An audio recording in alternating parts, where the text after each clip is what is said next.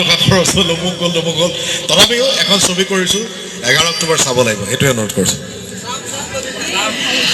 অসমৰ সাংস্কৃতিক ৰাজধানী তেজপুৰলৈ বহুবাৰ আহিছোঁ নাটক কৰিছোঁ নাচিছোঁ কিবা ফিটা কাটিবও আহিছোঁ ৰাস কৰিছোঁ যোৱা বছৰ ঠায়ে ঠায়ে দেখোঁ কিন্তু এইবাৰ কলেজে কলেজে ঘূৰি এটা কথা গম পাইছোঁ একদম তেল মাৰিবলৈ কোৱা নাই দেই তেজপুৰৰ ছোৱালীবিলাক সঁচাকৈ ধুনীয়া পায়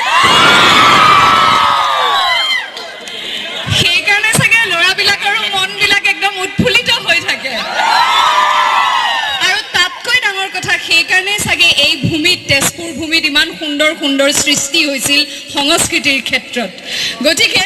আজি তোমালোকৰ তিৰবিৰাই থকা চকুবিলাকত সপোন দেখিছোঁ তেনেকুৱা এটা সপোন আমিও দেখিছোঁ যিটো 11 অক্টোবৰত বাস্তৱিত হ'ব ৰত্নাকৰ ইমান দিনে আমাৰ সপোন হৈ আছে সেইদিনাখন বাস্তৱ ৰূপ পাব আৰু সেই সপোনটো সফল কৰিবলৈ তোমালোক সকলোকে অনুৰোধ কৰিবলৈ আহিছোঁ তোমালোকৰ ওচৰলৈ ইতিমধ্যে সংগীত ৰত্নাকৰৰ ইমান সুন্দৰকৈ আদৰি লৈছে সকলোৱে সমূহ অসমবাসীয়ে আমি আশাবাদী হৈছোঁ আৰু বিভিন্ন ঠাইত প্ৰচাৰৰ কাৰণে যেতিয়া আমি ওলাই আহিছোঁ এই অবিশ্বাস্য যি আমি সঁহাৰি পাইছোঁ যুৱ প্ৰজন্মৰ পৰা আৰু অধিক উৎসাহ পাইছোঁ যে এই ছবিখনে সঁচাকৈ কিবা এটা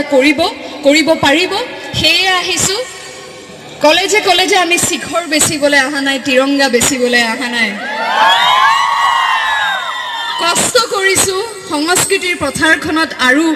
কিছু অৰিহণা যোগাবলৈ তাকে সফল কৰিবলৈ দৰ্শকৰ ওচৰলৈ আহিছোঁ অনুৰোধ জনাবলৈ আহিছোঁ যুৱ প্ৰজন্মক কিয়নো যুৱ শক্তিয়েহে নতুন দিন নতুন এক যুগৰ ৰচনা কৰিব পাৰিব সেয়ে আহিছোঁ তোমালোকৰ ওচৰলৈ গতিকে অনুৰোধ থাকিলে 11 অক্টোবৰত সকলোৱে ছবিখন চাবা ঘৰৰ পৰিয়ালৰ সবকে লৈ গৈ এই ছবিখন উপভোগ কৰিব পাৰিবা আৰু কথা দিছোঁ যে ছবি গৃহৰ পৰা ওলাই আহোঁতে মনত লৈ আহিবা অলপ মৰম